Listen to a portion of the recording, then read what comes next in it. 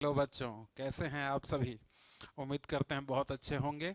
और इसी कड़ी में आज हम लोग URTS 8 के बॉटनी के क्वेश्चन पेपर को डिस्कस करने जा रहे हैं। और इस क्वेश्चन पेपर में मिक्स क्वेश्चंस हैं, कुछ कठिन है, कुछ आसान है, कुछ बहुत ही आसान है।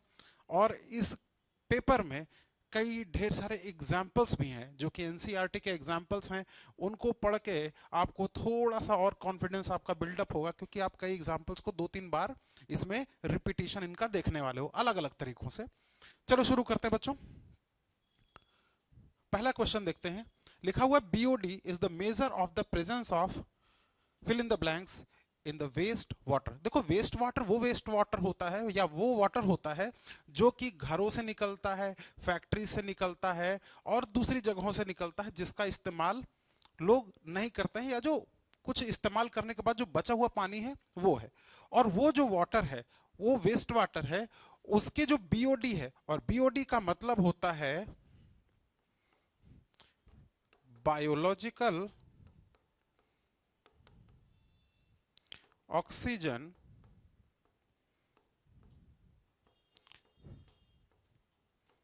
डिमांड। और ऑक्सीजन की डिमांड करेगा कौन? ऑक्सीजन की डिमांड करेंगे एरोबिक बैक्टीरिया। क्यों ऑक्सीजन की डिमांड करेंगे? क्योंकि ये करेंगे एरोबिक रेस्पिरेशन। अब जब भी कोई एरोबिक रेस्पिरेशन करेगा तो इसका मतलब है वो चाहे ग्लूकोज हो, चाहे वो दूसरा कोई कंपाउंड हो, प्रोटीन, फैट, कुछ भी हो सकता है, लेकिन मेजॉरिटी ऑफ द केसेस में ग्लूकोज का ही कंबशन होता है। और ऐसे केसेस में जब ग्लूकोज टूटता है और ऑक्सीडेशन होता है, ऐसे केसेस में ऑक्सीजन की जो खपत है वो डिपेंड करेगी ऑर्गेनिक मैटर पे। क्योंकि एरोबिक रेस्पिरेशन में यही ऑर्गेनिक मैटर जो होता है यही इस प्रोसेस से गुजरता है और बनाता है CO2 plus H2O plus energy. ठीक है, और यही एनर्जी बैक्टीरिया ले लेंगे। तो इसका मतलब जितना ज्यादा ऑर्गेनिक मैटर होगा उतना ही ज्यादा एरोबिक रेस्पिरेशन होगा, और जितना ही ज्यादा एरोबिक रेस्पिरेशन होगा उतना ही ज्यादा ऑक्सीजन की डिमांड होगी। इसका मतलब क्या हुआ कि BOD और कुछ भी नहीं है, किसी पानी में ऑक्सीजन की डिमांड ये बताती है कि उस पानी में ऑर्गेनिक मैटर कितना है। तो इस हिसाब से इसका जो करेक्ट आंसर हो जाएगा वो आंसर नंबर 4 हो जाएगा, यानी ऑर्गेनिक मैटर हो जाएगा। देखो बच्चे, अब हम लोग बढ़ते हैं क्वेश्चन नंबर 2 पे, 92 पे। बैक्यूलो वायरसेस क्या है? Narrow spectrum bactericides, non specific insecticides, broad spectrum bactericides और स्पेसिफिक इंसेक्टिसाइड। वास्तव में ये जो आपके पास जो बैक्यूलो वायरसेस हैं ये होते क्या हैं? ये होते हैं स्पीशीज स्पेसिफिक इंसेक्टिसाइड। ये क्या है? स्पीशीज इन स्पेसिफिक इंसेक्टिसाइड है। और ये सबको नुकसान नहीं पहुंचाते हैं, सिर्फ और सिर्फ किसी पर्टिकुलर इंसेक्ट को ही ये नुकसान पहुंचाते हैं। इसीलिए कहा जाता है इनको स्पीशीज स्पेसिफिक इंसेक्टिसाइड। या इसका आंसर हो जाएगा आंसर नंबर 4। चलो आगे बढ़ते हैं, अगले क्वेश्चन पे आते हैं। रॉकफोर्ड चीज is ripened with the help of. देखो बच्चे, चीज आपने 2-3 टाइप की पढ़ रखी है, उनमें से एक है स्विस चीज और एक है रॉकफोर्ड चीज। जो स्विस चीज है वो प्रोपिनी बैक्टीरियम शर्मनाई के थ्रू बनाई जाती है, जबकि रॉकफोर्ड चीज पेंसिलिनियम रॉकफोर्टाई से बनाई जाती है। तो इसका जो आंसर हो जाएगा वो हो जाएगा ऑप्शन नंबर फर्स्ट। तो ऑप्शन नंबर फर्स्ट ही रॉकफोर्ड चीज को बनाने का रीजन है। आगे बढ़ते हैं। देखो, सेवेरो ओक्वा ये एक तरीके का एंजाइम है, ठीक है, और ये काम करता है option number 1 ribozyme, peptidyl transferase, polynucleotide, phosphorylase या RNA डिपेंडेंट DNA पॉलीमरेज। देखो, चारों ऑप्शन में जो करेक्ट आंसर है वो है पॉलीन्यूक्लियोटाइड फॉस्फोराइलेज। पॉलीन्यूक्लियोटाइड फॉस्फोराइलेज है, और ये करता क्या है? पॉलीमराइजिंग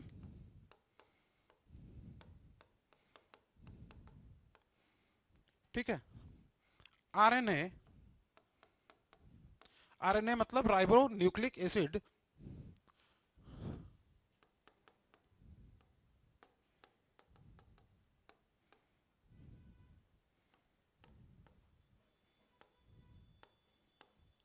तो ये जो सेवरो ओक्वा एंजाइम है ये पॉलीन्यूक्लियोटाइड फॉस्फोराइलेज की तरह काम करेगा, और ये क्या करेगा, आरएनए की पॉलीमराइजिंग कराएगा विद डिफाइंड सीक्वेंसेस की इसके सीक्वेंस हमें पता रहे, ठीक है। लेकिन अगर हम बात करें ये काम कैसे करता है, तो टेम्पलेट इंडिपेंडेंट की तरह काम करता है।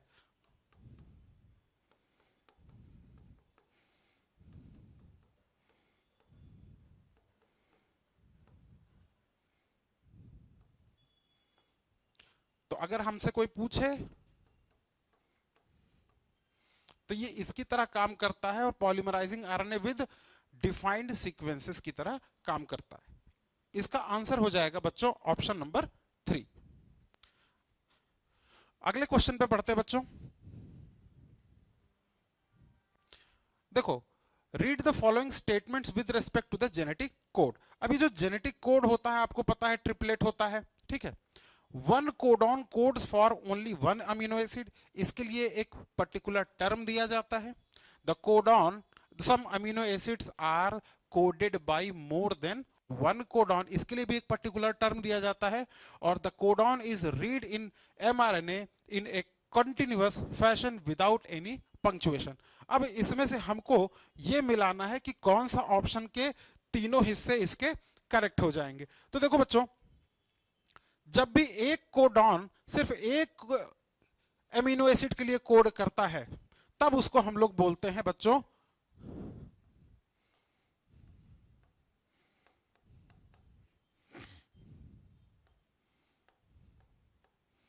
अनएम्बिगुअस। अनएम्बिगुअस का मतलब ही होता है जब कोई एक चीज का एक ही मतलब हो। इसका मतलब क्या हुआ, एम्बिगुअस का मतलब हुआ अनेकार्थी या एक से ज्यादा का मतलब निकल रहा हो। दूसरा है some amino acids are coded by more than one codon. जब ऐसा होता है तो इस टर्म को हम लोग बोलते हैं डीजेनरेट। ठीक, डीजेनरेट को अगर आप डिक्शनरी में खोजेंगे तो वहां पर डीजेनरेट का शब्द का आपको जो प्रॉपर मतलब मिलेगा वो मिलेगा गिरा हुआ, पर पतित या फिर चरित्रहीन। इसको इसी से समझा जा सकता है, यदि किसी व्यक्ति के एक से ज्यादा संबंध हो तो उसको क्या कहा जाता है, गिरा हुआ। उसी तरीके से यहां पर आप क्या देख रहे हो, some amino acids are coded by more than one codon, इसीलिए इसको कहते हैं डीजेनरेट। ठीक है, the codon is read in mRNA in a continuous fashion. और जब कोई भी चीज कंटिन्यूअस फैशन में होगी इसका मतलब बीच में कोई भी रुकावट नहीं आएगी, तो ऐसी चीज को हम लोग बोलते हैं बच्चों कॉमालेस।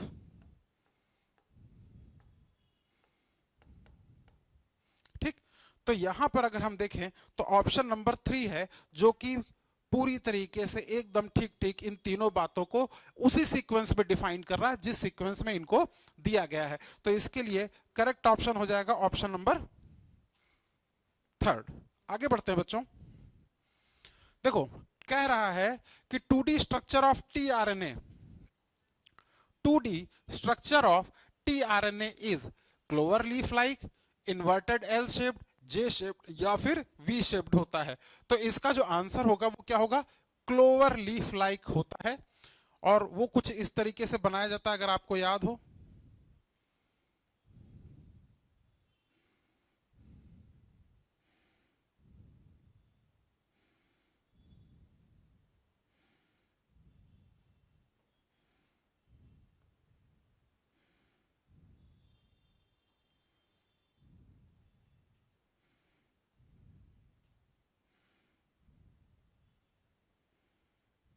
देखो, ये 3 प्राइम है और ये 5 प्राइम है। ठीक है,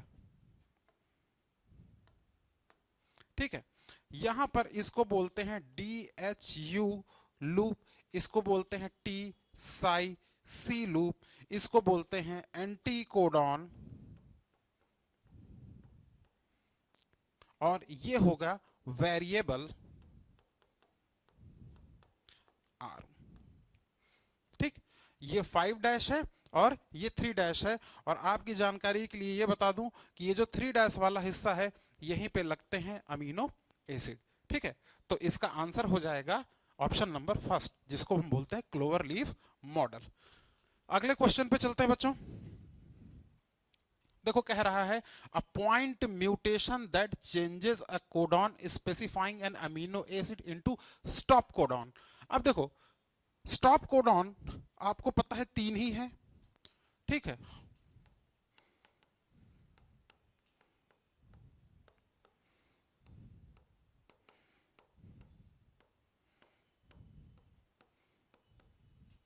इसका मतलब इन कोडॉन्स का कोई भी अमीनो एसिड नहीं मिलेगा।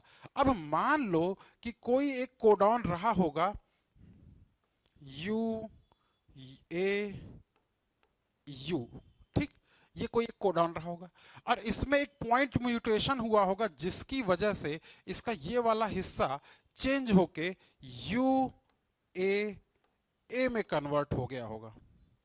अब ये तो किसी ना किसी के लिए तो प्रोटीन कोड कर रहा होगा, लेकिन जैसे ही ये बन जाएगा, ये हो जाएगा आपको, ये तीन के तीनों हमारे पास क्या है, नॉनसेंस कोडॉन, क्योंकि इनका कोई भी सेंस नहीं बनता है, इनका कोई भी आपके पास एंटी कोडॉन नहीं है।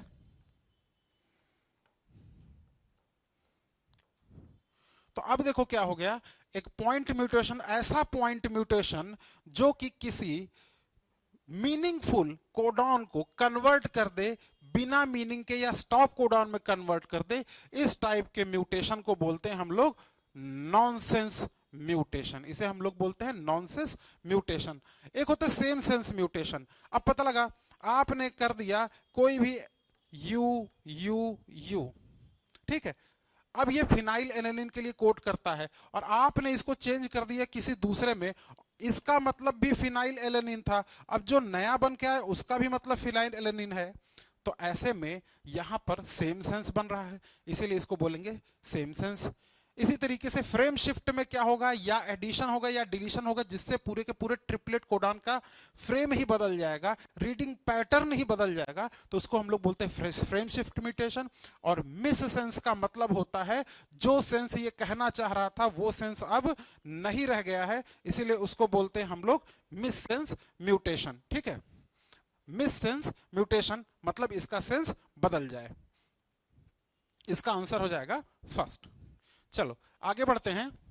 During the translation amino acids are activated in the presence of ATP and linked into the. अब देखो बच्चे, आपके एनसीईआरटी की बुक में एक डायग्राम बना हुआ है, अगर आप ध्यान से देखोगे उसको तो वो डायग्राम कुछ इस तरीके से बना हुआ है।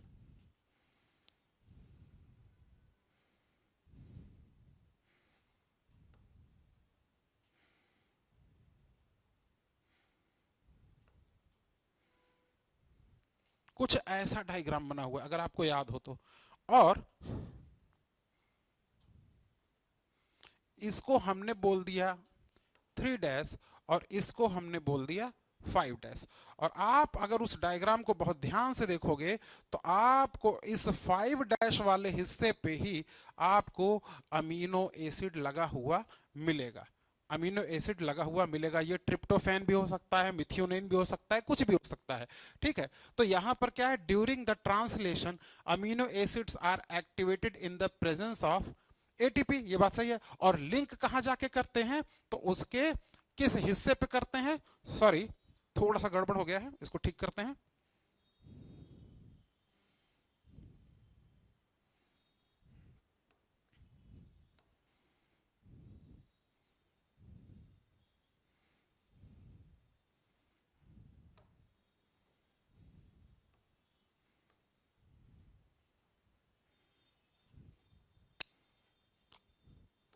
थ्री डैश हो गया, ये 5 डैश हो गया। तो जब भी अमीनो एसिड लगेगा वो कहां लगेगा, 3 डैश पे लगेगा। तो 3 डैश पे लगने की वजह से इसका जो आंसर हो जाएगा वो क्या होगा, 3 end of the T RNA. इसका मतलब क्या हुआ, टी आरएनए का जो स्ट्रक्चर होता है उसमें 5 डैश पे ना लग करके जो अमीनो एसिड होता है, जब वो एक्टिवेट होता है, activation of the T RNA, उसके बाद वो लगता है 3 डैश एंड पे। चलो यहां पर देखते हैं अगला क्वेश्चन। अगले क्वेश्चन में हमको मिलाना है चीजों को, ठीक है। अब जरा मिला के देखते हैं। देखो यू यू यू ये जो है ये कोड करता है, ये कोड करता है फिनाइल एलेनिन के लिए, तो ये एकदम ठीक बात हो गई, ये एकदम ठीक बात हो गई। रिलीज फैक्टर क्या है? Dissociation of the polypeptides from the ribosome. अगर आपको याद हो ये राइबोसोम है और ये सॉरी ये एमआरएनए है, ये राइबोसोम है, और ये वाला जो हिस्सा है इसका बना हुआ ये है इसका अमीनो एसिड। मान लो कि ये क्या है? इसका अमीनो एसिड। तो जो रिलीज फैक्टर है, रिलीज फैक्टर है, ये क्या काम करता है? रिलीज फैक्टर डिसोसिएट कर देता है पॉलीपेप्टाइड्स को जो राइबोसोम पे बन चुके होते हैं, ठीक है। तो ये बात भी एकदम ठीक हो गई। लेकिन आगे बढ़ते हैं। पेप्टिडिल ट्रांसफेरेज ये एक्टिवेशन ऑफ अमीनो एसिड नहीं करवाता है, बल्कि पेप्टिडिल ट्रांसफेरेज जो काम करता है उसको हम लोग बोलते हैं पॉलीपेप्टाइड का फॉर्मेशन या पेप्टाइड चेन बनाता है। ये क्या बनाता है? पेप्टाइड चेन, पेप्टाइड बॉन्ड बनाता है, ठीक है। इसी तरीके से रो फैक्टर आप जानते हो अच्छी तरीके से बच्चे। जो रो फैक्टर होता है, रो फैक्टर जो है आपको ट्रांसक्रिप्शन में दिखाई देता है। और ट्रांसक्रिप्शन में क्या होता है कि ट्रांसक्रिप्शन में जो आपका डीएनए से जो आरएनए आपका बनता है उसमें ये जो रो फैक्टर है वो आपका टर्मिनेशन करता है, और जो सिग्मा फैक्टर है वो आपका स्टार्ट करता है, जबकि रो फैक्टर क्या करता है?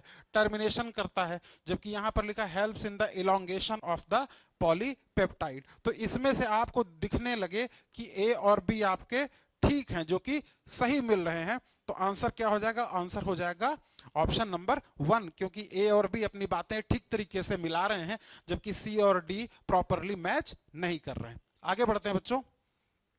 देखो यहां पर कुछ जेनेटिक कोड्स दिए हुए हैं और उनसे रिलेटेड अमीनो एसिड दिए हुए हैं। देखो AUG मिथियोनिन से ऐड होता है, ये हम सभी जानते हैं। क्यों? क्योंकि AUG आपको पता है ये एक स्टार्ट कोडॉन है, ठीक। और स्टार्ट कोडॉन कोड करता है मिथियोनिन के लिए, आपको पता होगा। UUU अभी आप लोगों ने पढ़ा है थोड़ी देर पहले ही, UUU कोड करता है, सॉरी हाँ, मिथाइल फिनाइल एलेनिन के लिए। जबकि UAA ये जो होता है एक टर्मिनेशन होता है, और UGG ये एक ट्रिप्टोफैन होता है। तो इससे अगर हम देखें तो A मैच कर रहा है, सॉरी सेकंड से, हाँ A मैच कर रहा है सेकंड से, बी मैच कर रहा है फोर्थ से, सी मैच कर रहा है फर्स्ट से, और डी मैच कर रहा है थर्ड से। तो हमारा जो करेक्ट आंसर आ जाएगा वो क्या आ जाएगा? ऑप्शन नंबर 4 आ जाएगा, ठीक है। आगे बढ़ते हैं। देखो termination of polypeptide chain growth during the translation is brought about by, अभी थोड़ी देर पहले ही हम लोगों ने डिस्कस किया था, और डिस्कशन में क्या निकला था? UAA, UGA और UAG ये 3 हैं जिनको हम नॉनसेंस कोडॉन या स्टॉप कोडॉन के नाम से जानते हैं, ठीक है। और ये जो तीनों के ऑप्शन है वो आपको दिख रहे होंगे ऑप्शन नंबर 3 में, ऑप्शन नंबर 3 में। तो इसका करेक्ट आंसर हो जाएगा 3rd। चलो यहां देखते हैं बच्चों, कुछ बातें लिखी हुई हैं और इनके सीक्वेंस को हमें समझना है। देखो कह रहे हैं translocation, activation of amino acid, formation of amino acid tRNA complex, peptidyl transferase की एक्टिविटी, और binding of amino acid tRNA with complex mRNA, ठीक है। अब इनको हमको क्रम से अगर हमें सजाना है तो सबसे पहले कौन सी घटना होगी, सबसे पहले कौन सा इंसिडेंट होगा? अगर हम बात करें तो सबसे पहले होता है अमीनो एसिड का एक्टिवेशन, ठीक है। तो जैसे मान लो ये अमीनो एसिड है, ये अमीनो एसिड आपको पता है ना ATP से रिएक्ट करता है और जिसमें बनता है एएमपी बनता है और साथ ही साथ बनता है एक्टिवेशन हो जाएगा इसका ऑफ अमीनो एसिड, या इसी को बोल देते हैं अमीनो एसाइलेशन। ठीक है, दूसरा जो स्टेप होगा वो होगा formation of amino acid tRNA complex. अब क्या होगा, यही जो अमीनो एसिड है वो आपका जो टीआरएनए है उस टीआरएनए पे अमीनो एसिड क्या करेगा, बाइंड कर जाएगा। ये आपका टीआरएनए है और इस पे ये बाइंड कर चुका है। ठीक है, ये 3' एंड है और ये 5' एंड है। तो दूसरी घटना क्या हो गई, formation of amino acid tRNA complex बन चुका है। ठीक है, तीसरी घटना क्या होगी, binding of amino acid tRNA with complex mRNA. अब देखो जब ट्रांसलेशन स्टार्ट होता है बच्चों तो आपने देखा होगा ये है आपका एमआरएनए और इस एमआरएनए पे ये लगा हुआ है राइबोसोम लगा हुआ है, और इस राइबोसोम के अंदर की ए और पी साइट आप, हम बहुत डिटेल में नहीं जा रहे हैं, बट आप इतना जानते होंगे कि यहां पर आपको फिर देखने को मिलेगा ये देखो, और इसी पे लगा हुआ है आपका अमीनो एसिड। देख रहे हो, तो तीसरी घटना हो गई binding of amino acid tRNA with complex mRNA. ठीक है, अगली घटना होगी पेप्टिडिल ट्रांसफेरेज एक्टिविटी।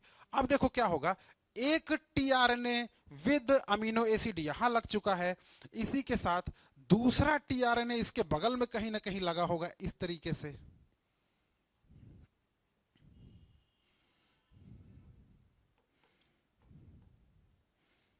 अब देखो हमको एक बात अच्छी तरह पता है कि दो अमीनो एसिड जब बहुत पास पास आते हैं तो क्या होता है, पेप्टिडिल ट्रांसफेरेज एंजाइम की मदद से इनके बीच में क्या बन जाएगा, इनके बीच में बन जाता है पेप्टाइड बॉन्ड।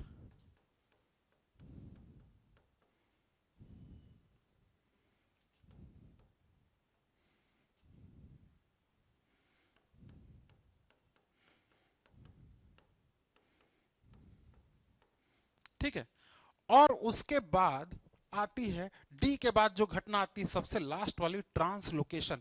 जब ये ऐसी स्थिति बन जाती है कि एमआरएनए पे दो टीआरएनए जुड़ चुके हैं, पेप्टाइड बॉन्ड बन चुका है, उसके बाद क्या होता है, ये पूरा का पूरा हिस्सा खिसकता है, आगे की तरफ खिसकता है, तब ये कहलाता है ट्रांसलोकेशन।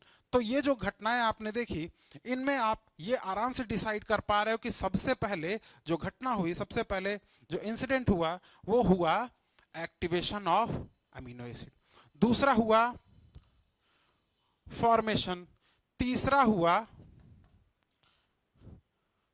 बाइंडिंग, चौथा हुआ पेप्टिडिल ट्रांसफेरेज और पांचवा हुआ ये।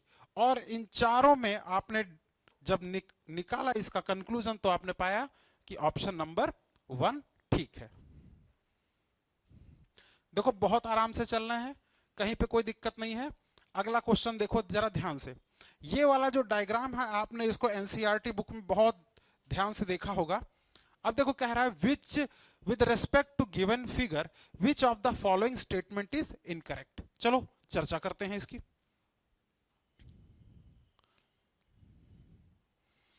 Growing polypeptide chain must have methionine at the first position। बिल्कुल सही बात है, मिथियोनिन एक स्टार्ट कोडॉन है और पहली पोजीशन पे इसका होना कंपलसरी है। So without methionine the translation can not start. ठीक, तो ये पहली बात तो ठीक हो गई। दूसरी, the ribosomes move from the codon to codon in the direction of 3' to 5'। ऐसा नहीं होता है, जबकि करेक्ट आंसर है 5 टू 3'। ये इसका ठीक आंसर है।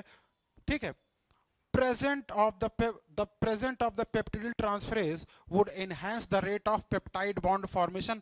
ये बात भी ठीक है, इसके ठीक जस्ट पहले वाले क्वेश्चन में हमने इसको देखा है। at the time ribosome provides the site of attachment to two coded tRNA। और देखो इस डायग्राम से भी हमको दिखाई दे रहा है कि एक बार में ये कितनों को एक साथ रख पा रहा है, 2 को रख पा रहा है। तो आपसे पूछा जा रहा है इनकरेक्ट स्टेटमेंट, और इनकरेक्ट स्टेटमेंट आपको मालूम चल चुका है, ऑप्शन नंबर 2 है। चलो आगे बढ़ते हैं बच्चों।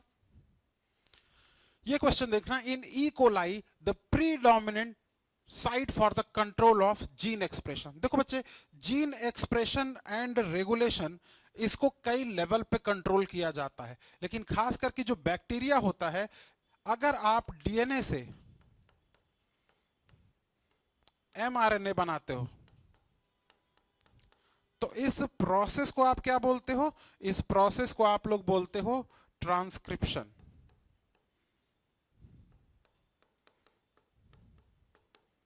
ठीक, so the DNA is giving its information in the coded format to the messenger RNA and this process is known as transformation.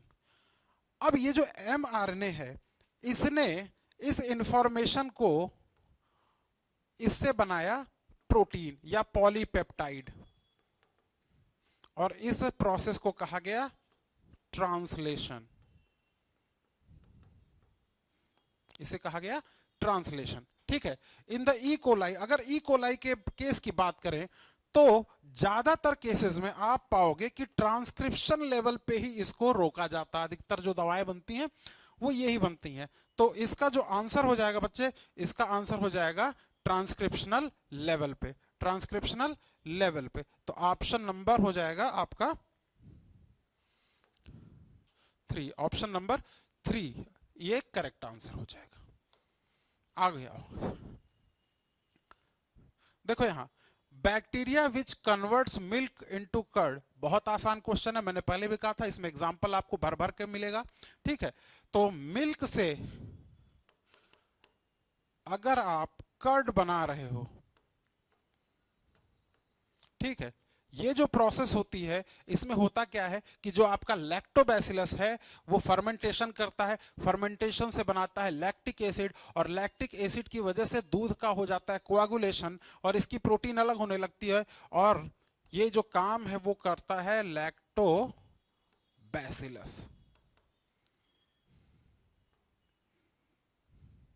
ठीक, लैक्टोबैसिलस।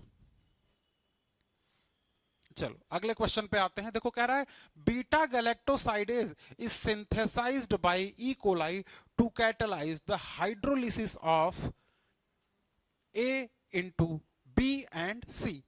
इसका देखो करेक्ट आंसर क्या है बेटा, जब भी याद रखना, एक होता है ग्लूकोज, एक होता है लैक्टोज, एक होता है गैलेक्टोज। तो याद रखना जो लैक्टोज है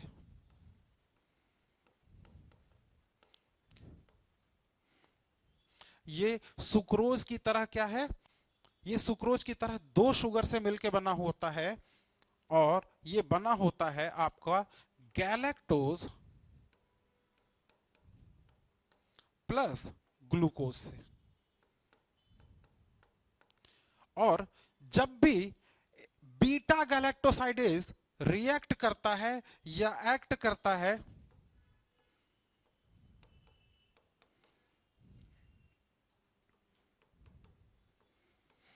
तो ये इस लैक्टोज को क्या कर देता है, तोड़ देता है गैलेक्टोज और ग्लूकोज में। अब देखते हैं कौन सा आंसर है इसमें। तो एक को अगर हम लैक्टोज बनाए, लैक्टोज ही टूट रहा है गैलेक्टोज और ग्लूकोज में, तो इसका आंसर हो जाएगा लैक्टोज।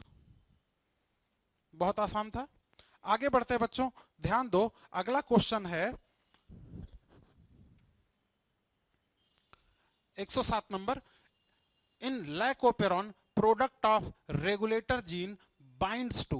देखो अगर आपको याद हो अच्छी तरीके से, लैकोपेरॉन,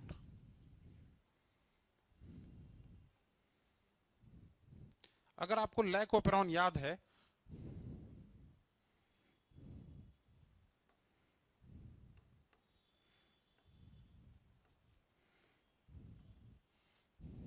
यहां पर होता है एक ऑपरेटर जीन।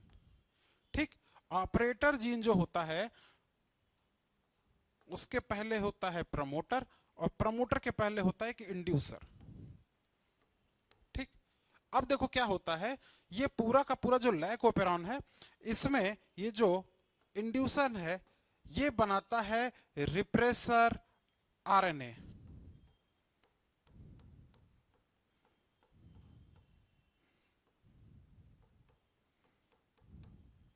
ये बनाता है रिप्रेसर एमआरएनए। अब रिप्रेसर एमआरएनए से बनती है रिप्रेसर प्रोटीन।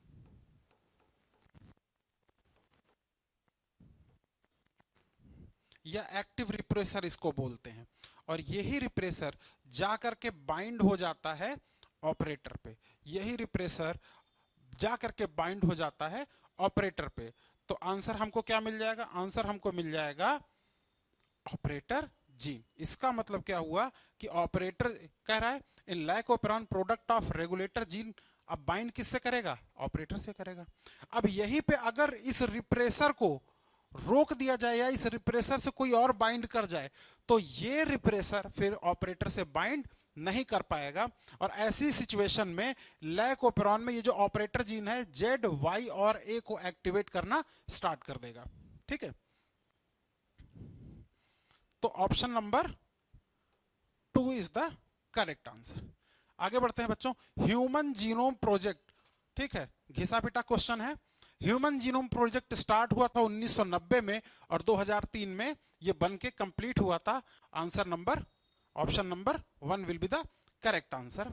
चलो, sequencing the whose set of the genome that contains all the coding and non-coding regions and assigning them different functions, that is called sequence annotation। ठीक है, जब पूरे के पूरे को आप जो है एक साथ कैलकुलेट करने लगते हो, सारे के सारे मटेरियल को एक साथ एक तरफ से आप उसके बारे में जानना शुरू करते हो, तो इसको बोलते हैं सीक्वेंस एनोटेशन। बहुत ही कॉम्प्लेक्स प्रोसेस है। ठीक है, तो आंसर क्या हो जाएगा? आंसर हो जाएगा 4th। चलो आगे बढ़ते हैं। देखो बच्चे, कह रहा है given below 2 statements, one labeled as a assertion and the other labeled as the reason। assertion reason क्या? Discovery of the first antibiotic was the chance discovery. देखो, चांस डिस्कवरी मतलब होता संयोग से कोई चीज की खोज जाए।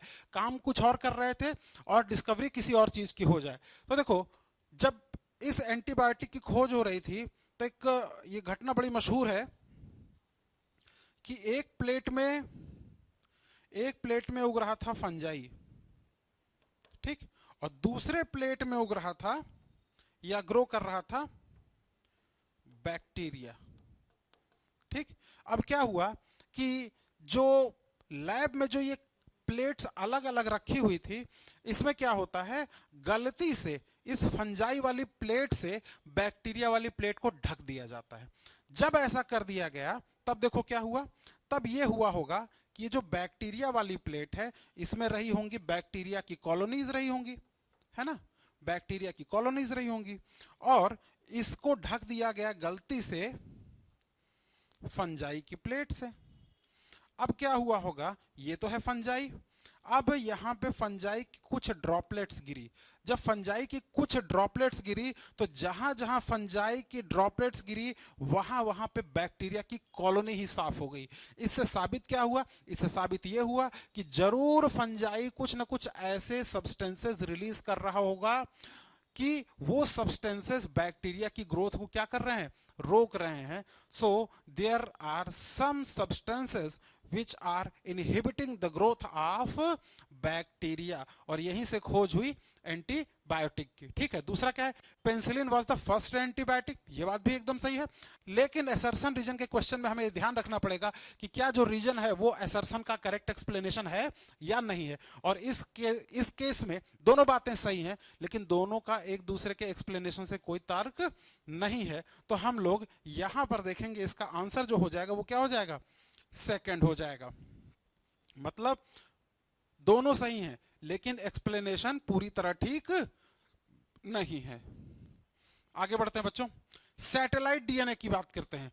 देखो, जो सैटेलाइट डीएनए होता है, सैटेलाइट डीएनए वो डीएनए होता है जो कि कोड करता है, sorry Satellite DNA codes for protein which are needed for the post transcriptional। तो ये बात ठीक नहीं है, ये बात ठीक नहीं है। दूसरा क्या है, it codes for the enzyme of the Krebs cycle, ये बात भी बिल्कुल ठीक नहीं है। ठीक है, forms a little portion of the human genome, ये बात भी गलत है, एक बड़ा पोर्शन बनाता है, ये बात भी गलत है। इसमें जो एक बात ठीक है वो क्या है, it does not code for the protein. तो मैक्सिमम केसेस में ये किसी प्रोटीन के लिए कोड नहीं करता है, तो इसके लिए आंसर क्या हो जाएगा, option number 3 will be the correct answer.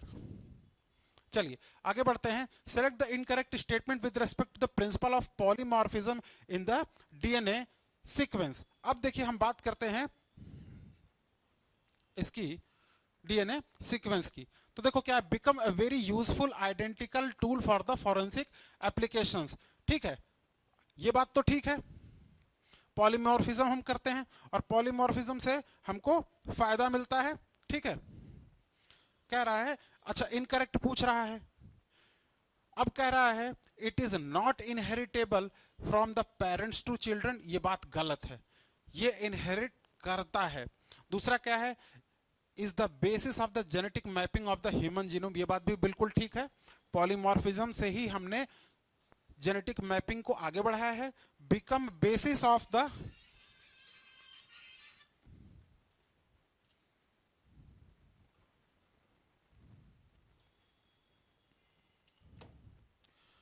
ठीक है, become basis for the DNA fingerprinting, ये बात भी ठीक है। तो जो बात ठीक नहीं है वो क्या है, it is not inheritable from parents to children, जबकि ऐसा नहीं है, ये इनहेरिटेबल होता है।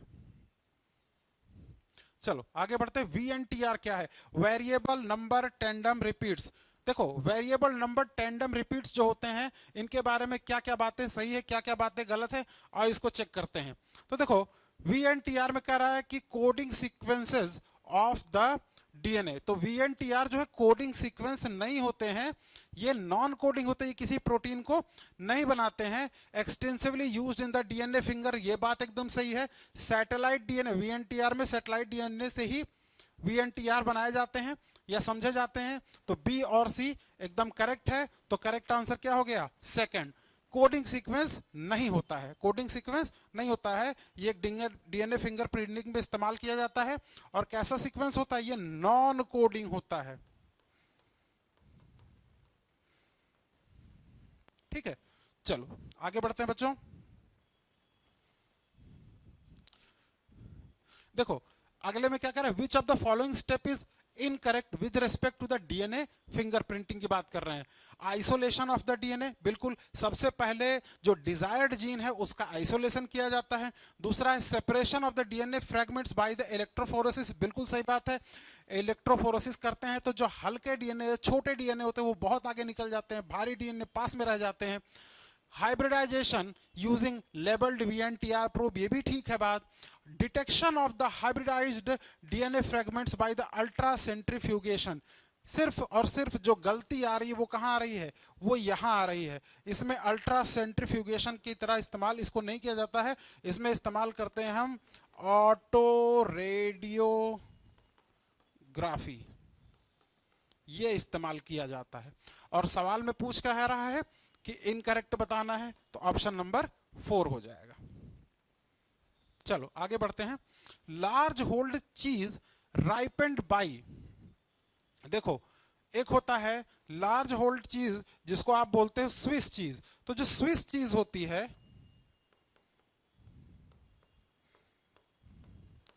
इसमें क्या होता है ना, इसमें बड़े बड़े छेद होते हैं, इसमें बड़े बड़े छेद होते हैं, और ये फर्मेंट होती है, और होती है किसकी वजह से, होती है प्रोपियोनी बैक्टीरियम शर्मनाई की वजह से होती है। तो इसका जो करेक्ट आंसर हो जाएगा वो हो जाएगा ऑप्शन नंबर 3। मैंने बार बार कहा है इस क्वेश्चन पेपर में आपको ढेर सारे एग्जाम्पल याद करने होंगे, और एक तरह से आपके बॉटनी के लिहाज से काफी ठीक ठाक है, क्योंकि क्या होता है ना कि कंसेप्ट वाले तो बच्चे कर ही लेते हैं, कभी कभार वो ऑप्शन में कंफ्यूज हो जाते हैं अगर उसमें 3-4 एग्जाम्पल एक साथ दिए हों। तो इस पेपर को बार बार अगर आप एनालाइज करोगे तो आप बहुत सारी चीजों को आप याद रख पाओगे। देखो अगला है match the column, match the column. चलो बढ़ते हैं आगे। सेवरो ओकवा, सेवरो ओकवा, इसके बारे में भी थोड़ी देर पहले ही आपने पढ़ा था कि ये क्या है, ये पॉलीमराइजेशन कराता है किसका, आरएनए का। ठीक, बी को देखते हैं 23SR RNA of the E coli, और ये होता है राइबोजाइम। ठीक, 23SR आरएनए ये बैक्टीरिया में एज ए राइबोजाइम की तरह काम करता है। और आपको पता है ना कि ये जो राइबोजाइम होता है ये काम करता है एंजाइम की तरह, या एंजाइम ही है, लेकिन ये ऐसा एंजाइम है कि ये जो राइबोजाइम है, एंजाइम तो जरूर है बट ये प्रोटीन नहीं है, ये प्रोटीन नहीं है।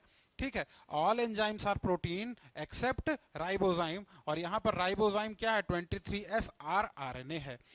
पॉलीसिस्ट्रॉनिक जीन, पॉलीसिस्ट्रॉनिक जीन जो होते हैं वो प्रेजेंट होते हैं बच्चों प्रोकैरियोट्स में प्रेजेंट होते हैं, ये बात एनसीईआरटी में लिखी हुई है।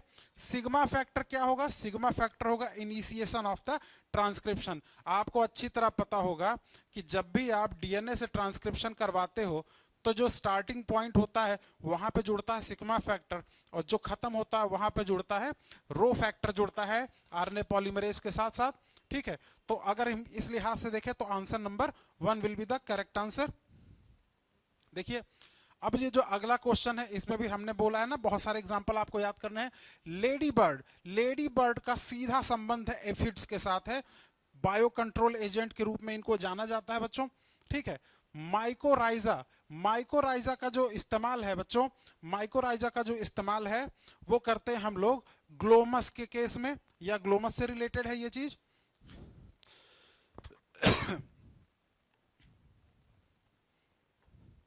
ठीक है, और बायोगैस जो होती है मिथेनोबैक्टीरियम से रिलेटेड है, आपको पता है। और बायोलॉजिकल कंट्रोल का बेहतरीन एग्जांपल है ट्राइकोडर्मा, ट्राइकोडर्मा। तो अगर आप देखो तो ए का आपने मैच करा दिया है थर्ड से, बी का मैच करा दिया है फोर्थ से, सी का मैच करा दिया है सेकंड से, और डी का मैच करा दिया है फर्स्ट से, तो आंसर विल बी सेकंड। चलिए आगे बढ़ते हैं।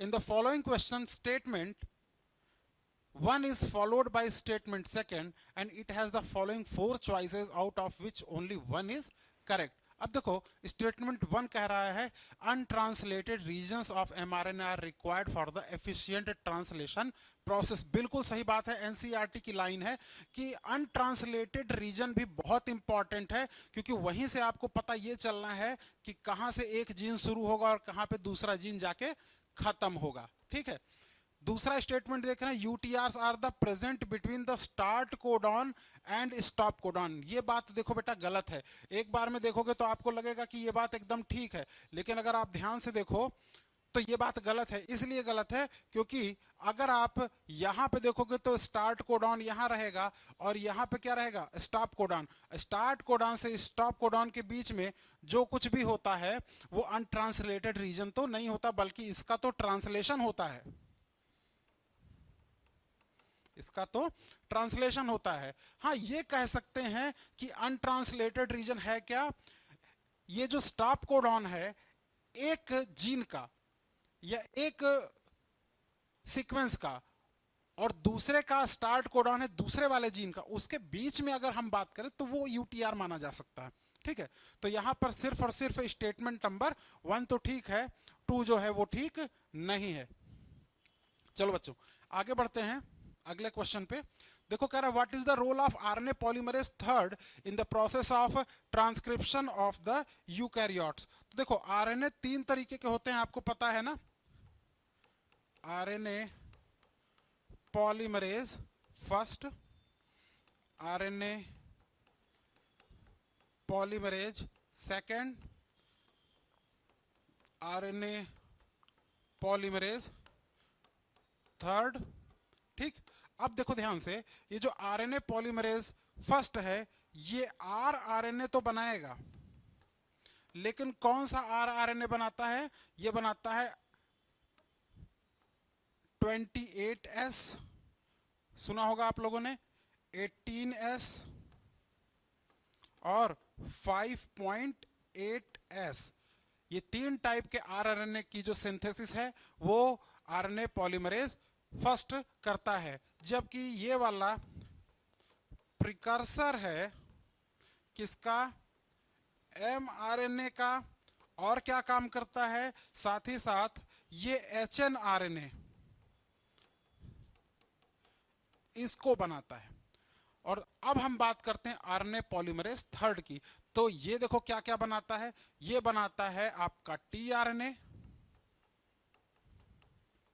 ये बनाता है आपका टीआरएनए, 5SR आरएनए, और क्या बनाता है, एसएनआरएनए।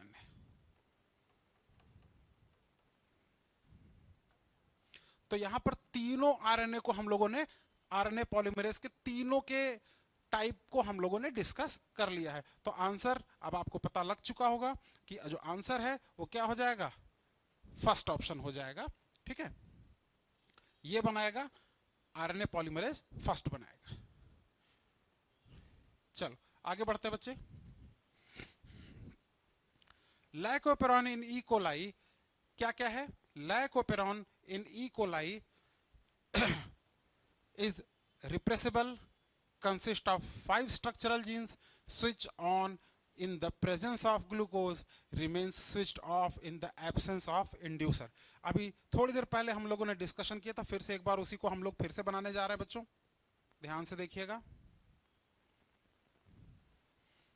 ये हो गया है ऑपरेटर जीन, ठीक। ऑपरेटर जीन के बाद ये हो गया है जीन Y, जीन Z और जीन A, ठीक। उसके बाद आपको पता होगा यहां पे होता है प्रमोट और ये होता है इंड्यूसर, ठीक। अब देखो क्या होता है, ये जो इंड्यूसर है ये एक तरीके का mRNA पहले बनाता है। ये पहले सबसे पहले बनाएगा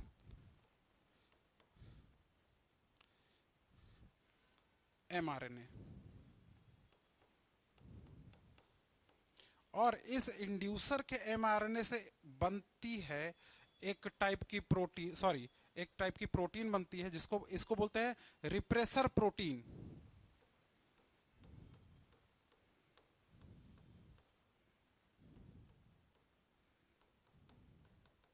अब ये जो रिप्रेसर प्रोटीन है ना, नॉर्मल केसेस में ये जो रिप्रेसर प्रोटीन है वो बाइंड करती है ऑपरेटर जीन पे, तो remains switch off in the absence of the inducer.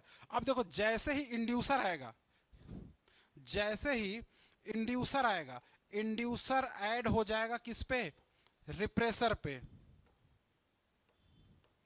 Inducer add हो जाएगा रिप्रेसर पे। Now the structure of repressor will change and this repressor cannot bind on the operator gene, so that this operator gene will become free and the synthesis of these genes will be functional, will be start। तो हम कह सकते हैं कि यहां पर remains switch off in the absence of inducer, और inducer जब तक नहीं रहेगा तब तक क्या रहेगा, ये स्विच ऑफ रहेगा। Answer number 4। चलो आगे बढ़ते हैं बच्चों, बात करते हैं मैच द कॉलम की। तो देखो स्टैटिन है, स्टैटिन के बारे में एक बात आप अच्छी तरह से जानते हो, जो स्टैटिन है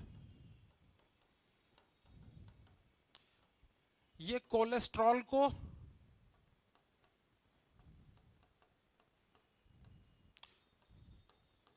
लो कर देता है। तो जो स्टैटिन है वो क्या करता है, कोलेस्ट्रॉल को लो कर देता है और निकाला जाता है मोनेस्कस परप्यूरियस से निकाला जाता है, ठीक है। तो बताओ यहां पर जो आंसर हो जाएगा वो क्या हो जाएगा, ए जो है मैच करेगा वो थर्ड से, lowering of blood cholesterol level. अब आते हैं साइक्लोस्पोरिन ए। साइक्लोस्पोरिन ए को अगर हम बात करें बच्चे, तो जो साइक्लोस्पोरिन होता है ये निकाला जाता है ट्राइकोडर्मा से निकाला जाता है, और ये तगड़ा इम्यूनोसप्रेसिव होता है। जब किसी का ऑर्गन डोनेशन होता है, किडनी डोनेट की जाती है, तब ये दवा दी जाती है साइक्लोस्पोरिन ए, ठीक है। तो ये हो चुका है। उसके बाद अब देखो रिमूवल ऑफ ऑयल स्टेन, तेल के धब्बे हटाने के लिए अगर हम किसी डाइजेस्टिव एंजाइम का इस्तेमाल कर लें जो कि तेल को ही डाइजेस्ट कर ले तो दाग धब्बे छूट जाएंगे। तो लाइपेज एक ऐसा एंजाइम होता है जिससे हम ऑयल स्टेन्स को क्या कर लेते हैं, हटाते हैं। अब बचा स्ट्रेप्टोकाइनेज। स्ट्रेप्टोकाइनेज क्या होता है, क्लॉट बस्टर होता है और इसका इस्तेमाल हम लोग करते हैं removal of the clots from the, ठीक है। तो ये हो गया ऑप्शन नंबर, आपको कौन सा मिल जाएगा, ए को आपने मैच कराया 3 से, बी को आपने मैच कराया 4 से, सी को आपने मैच कराया सेकंड से और डी को आपने मैच कराया फर्स्ट से। तो इस हिसाब से option number 4 will be the correct match. चलो आगे बढ़ते हैं, स्टेटमेंट देखते हैं बेटा। कह रहा है इन द फॉलोइंग क्वेश्चन, अब ये जो दो स्टेटमेंट है, chromosome 1 has 231 genes and Y has 2968 gene, जबकि ऐसा बिल्कुल नहीं होता है। जो क्रोमोसोम नंबर 1 होता है उसके पास होते हैं, क्रोमोसोम नंबर जो 1 होता है उसके पास जो जीन होते हैं वो होते हैं 2968, जबकि क्रोमोसोम नंबर जो Y होता है उसके पास होते हैं 231 जीन होता है। तो यहां पर अगर हम देखें तो both statement first and second are false, ठीक है। डेटा वाले क्वेश्चन है ये सब, इनको याद करना बहुत जरूरी है, ठीक है। अब देखो कह रहा है dough used for the making dosa and bread are fermented by, और यहां लिख दिया है रेस्पेक्टिवली। अब देखो रेस्पेक्टिवली अगर ध्यान नहीं दोगे तो इस क्वेश्चन में गलती करने के पूरे चांस करोगे, ठीक है। देख लेते हैं कैसे, यही चीज हम बताने वाले थे कि कैसे आप गलती करते हो। सबसे पहले लिखा है डोसा और दूसरा लिखा है ब्रेड, ठीक। अब आपको यहां पर बैक्टीरिया और फंजाई में भी दिख रहा है, फंजाई बैक्टीरिया भी दिख रहा है, ईस्ट बैक्टीरिया भी दिख रहा है और प्लांट बैक्टीरिया दिख रहा है, तो ये तो वैसे भी नहीं होगा, ठीक है। अब हम बढ़ते हैं, अगर सीक्वेंस की बात करें तो तुम देखोगे कि जो ब्रेड है उसको तो आप जानते हो कौन बनाता है, बेकर्स ईस्ट बनाता है। ईस्ट, ईस्ट मतलब क्या हो गया, फंजाई हो गया, और डोसा को बनाएगा बैक्टीरिया, ठीक। अब कौन से ऑप्शन में बैक्टीरिया और फंजाई एक के बाद एक लिखा है, वो ये है।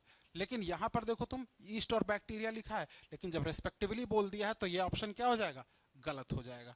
तो the correct answer will be first, bacteria and fungi. चलो आगे देखते हैं, ड्रैगन फ्लाई। ड्रैगन फ्लाई को इस्तेमाल किया जाता है एक तगड़ा बायो इंसेक्टिसाइड के रूप में। अब ये क्या है, बायो इंसेक्टिसाइड। इंसेक्टिसाइड उसको बोलते हैं जो कीड़ों को खत्म कर दे, और बायोलॉजिकल तरीके से जो करेगा उसको बोलते हैं बायो इंसेक्टिसाइड। तो जो ड्रैगन फ्लाई होती हैं वो क्या करती हैं, कौन से इंसेक्ट को मारती हैं, इंसेक्ट एफिड भी है, मॉस्किटो भी है, बटरफ्लाई भी है, और खैर अपशिष्ट तो खैर नहीं है। तो यहां पर आप जानते हो कि ये जो ड्रैगन फ्लाई होते हैं वो मॉस्किटो को खा जाते हैं, मॉस्किटो को खा जाते हैं। तो यहां पर जो करेक्ट आंसर होगा वो क्या हो जाएगा, करेक्ट आंसर हो जाएगा आपका सेकंड, करेक्ट आंसर हो जाएगा सेकंड। चलो आगे बढ़ते बच्चे, चलो identify the following statements as true और फॉल्स, ठीक है ना। तो स्टेटमेंट ए, बी, सी और डी दिया हुआ है। चलो बात करते हैं, पहले स्टेटमेंट पे ध्यान देते हैं। देखो पहला statement, citric acid is commercially produced by fermentative activity of the bacteria. लेकिन आपको पता है साइट्रिक एसिड जो मिलता है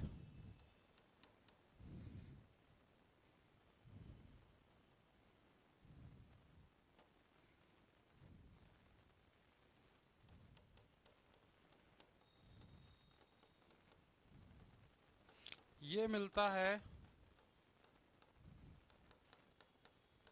एस्परजिलस से, और साइट्रिक एसिड एस्परजिलस से अगर मिल रहा है, और एस्परजिलस क्या है, एक फंजाई है। मैंने बार बार कहा था इस पेपर में आपको ढेर सारे एग्जाम्पल देखने को मिलेंगे और वो मिलते भी जा रहे हैं। तो साइट्रिक एसिड मिलता है एस्परजिलस से, ठीक है, और वो है क्या, फंजाई। तो यहाँ पर इन्होंने पहले ही लिख रखा है बैक्टीरिया, तो ये स्टेटमेंट क्या हो जाएगा, गलत हो जाएगा, ठीक है। दूसरे स्टेटमेंट पे आते हैं, alcoholic beverages are formed by the fermenting malted cereals and the fruit juices with the Saccharomyces cerevisiae। तो यहां पर अगर हम बात करें बच्चों, फर्स्ट सॉरी हम लोग सेकंड तो लाइन ही भूल गए। First antibiotic penicillin was discovered by Fleming while working on the streptococcus bacteria. जबकि यहां पर आप जानते हो कि ये स्ट्रेप्टोकोकस ना होकर के होता है स्टेफिलोकोकस। तो स्ट्रेप्टोकोकस लिखा है, इसीलिए ये ऑप्शन भी क्या हो जाएगा, गलत हो जाएगा, ठीक है। अब आते हैं तीसरे ऑप्शन पे। तो alcoholic beverages are formed by the fermenting malted cereals fruit juices with the Saccharomyces cerevisiae, ये बात एकदम ठीक है। Statins produced by Trichoderma, statins produced by trichoderma act by the competitive inhibiting by the enzyme responsible for the synthesis of the cholesterol। तो ये बात क्या हो गई, ये बात गलत हो गई, ठीक है। ट्राइकोडर्मा से नहीं होता है, मोनेस्कस से होता है ना। तो इसका जो आंसर है वो हो जाएगा option number false, false, true and false. तो option number 4 will be the correct answer. चलो बच्चों आगे देखते हैं। Enzyme used in detergent formulations removal of the oil stains from the laundry. तो अब देखो क्या है, हम बात कर रहे हैं किसकी, ऑयल की। ऑयल का डाइजेशन कराता है कौन, लाइपेज।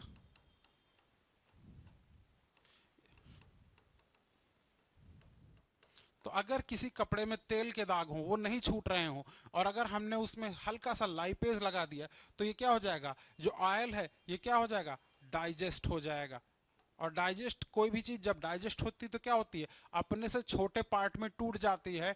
और तेल जो होता है आपको पता है, ये ग्लिसरॉल और फैटी एसिड में टूट जाता है ना। तो इसका आंसर हो जाएगा थर्ड।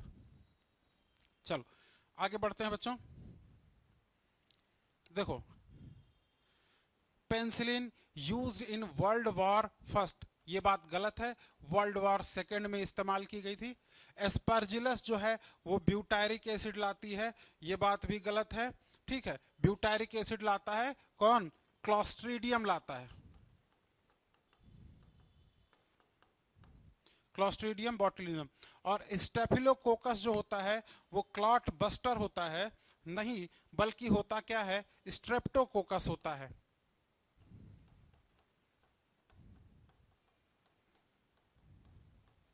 ठीक, और सैकरोमाइसिटीज जो होता है वो ब्रेड बनाता है, ये बात एकदम ठीक है। तो ये बात देखो गलत हो गई, ये बात भी गलत हो गई, और ये बात तो गलत थी ही। तो सेलेक्ट द करेक्ट मैच करना था, तो सैकरोमाइसिटीज आपको मिल जाएगा। चलो आगे बढ़ते हैं बच्चों। Which of the following serve as the bio fertiliser in the paddy field. अब देखो पैडी फील्ड की बात कर रहा है, बायो फर्टिलाइजर तो आपको कई मिल जाएंगे, लेकिन पैडी फील्ड में आपको मिलेगा साइनोबैक्टीरिया, साइनोबैक्टीरिया मिलेगा। चलो आगे बढ़ते हैं। देखो, flocs contain anaerobic heterotrophic bacteria, aerobic autotrophic bacteria, aerobic heterotrophic bacteria and fungi, और anaerobic heterotrophic bacteria and fungi. इसका करेक्ट आंसर है aerobic heterotrophic bacteria and fungi. इसी को बोलते हैं हम लोग फ्लॉक्स बोलते हैं, जो कि सेकेंड सेक्शन में काम आता है, जो बायोलॉजिकल, जब आप सीवेज ट्रीटमेंट प्लांट तो प्राइमरी प्रोसेस और सेकेंडरी प्रोसेस पढ़ते थे, सेकेंडरी प्रोसेस में ये काम आने वाले लोग हैं। Microbes which grow anaerobically on the cellulosic material and produces major component of the biogas is. जानते ही हो आप, अगर कोई बायोगैस बना रहा है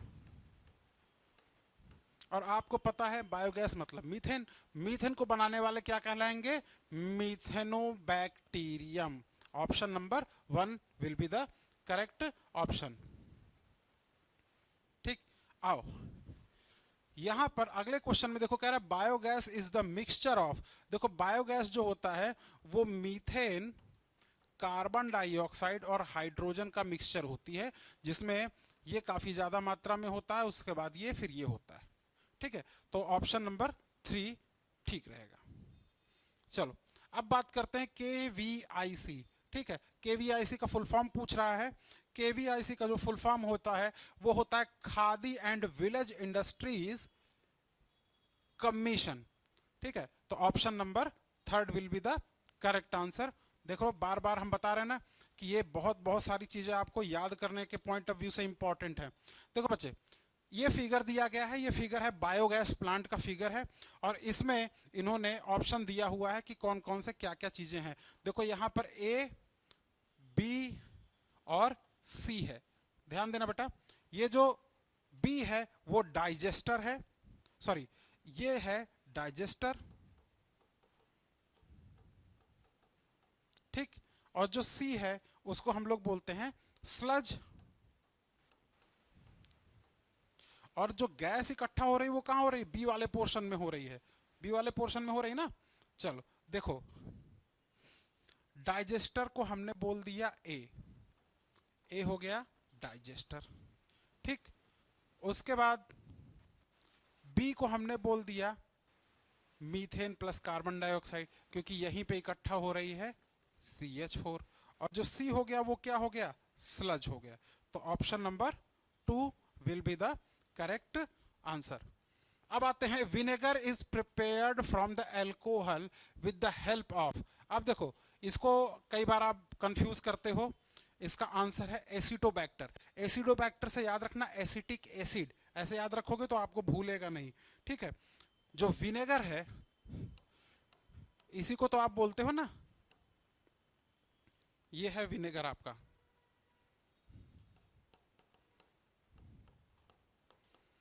और ये क्या है? ये है एसिटिक एसिड, और इसको बनाता कौन है? एसिटोबैक्टर, इसीलिए इसका नाम ही क्या रखा गया? एसिटोबैक्टर।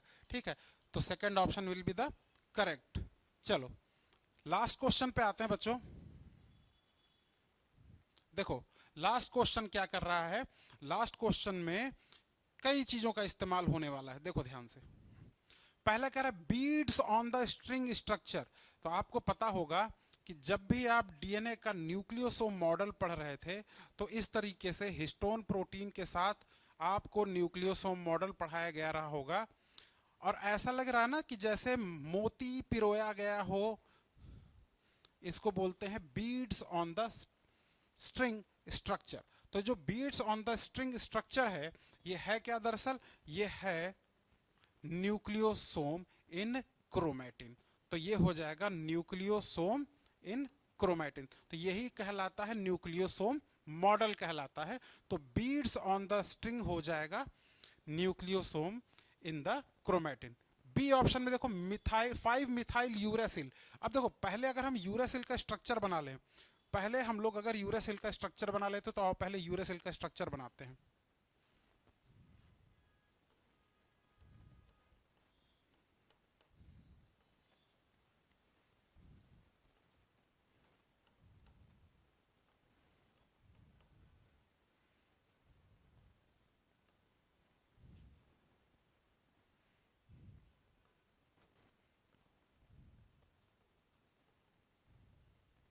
देखो अगर तुम ध्यान से देखोगे बच्चों तो ये तुम्हें यूरेसिल का स्ट्रक्चर नजर आएगा। अब वो कह रहा है कि इसके 5th पोजीशन पे आप लगा दो एक मेथिल ग्रुप।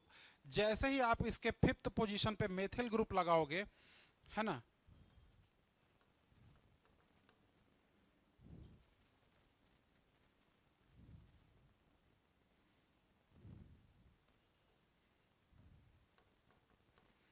यही स्ट्रक्चर बन जाएगा आपका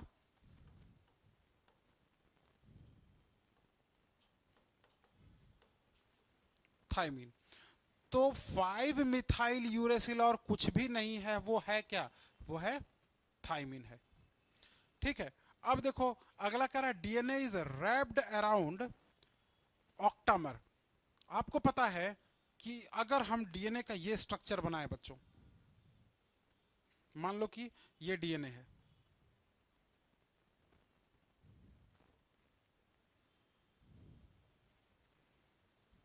ये डीएनए है, लपेटा गया है, और इसके अंदर मौजूद हैं ऑक्टामर।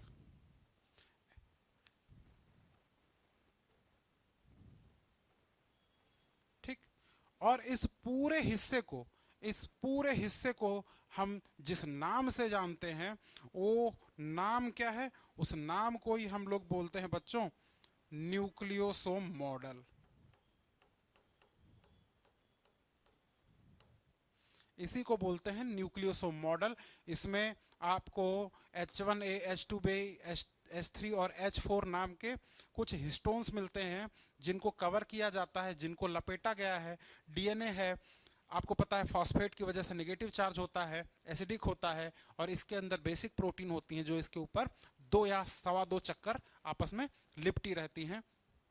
तो डीएनए विल बी रैप्ड, और ये क्या कहलाएगा? न्यूक्लियोसोम। और क्लोवर लीफ लाइक स्ट्रक्चर जो होता है बच्चे, वो कहलाता है टीआरएनए। टीआरएनए का जो क्लोवर लीफ स्ट्रक्चर है वो 2D होता है, जबकि 3D स्ट्रक्चर जो होता है वो उल्टे एल के शेप के जैसा होता है। तो देखो बच्चों, यहां तक हम लोगों ने आज पेपर डिस्कस कर लिया है। ये URTS 8 में जो बॉटनी के क्वेश्चन थे हमने उनको डिस्कस किया है। एक एक क्वेश्चन को बड़ी सफाई से और बहुत आराम से डिस्कस किया गया है, और उम्मीद करते हैं आपको इन सभी क्वेश्चंस में कोई दिक्कत नहीं आई होगी इनको समझने में। और ये जो आज का पेपर है वो हम यहाँ समाप्त करने जा रहे हैं बच्चों। उम्मीद है आपको बहुत पसंद आया होगा और आपको कोई भी दिक्कत नहीं हुई होगी। थैंक यू बच्चों।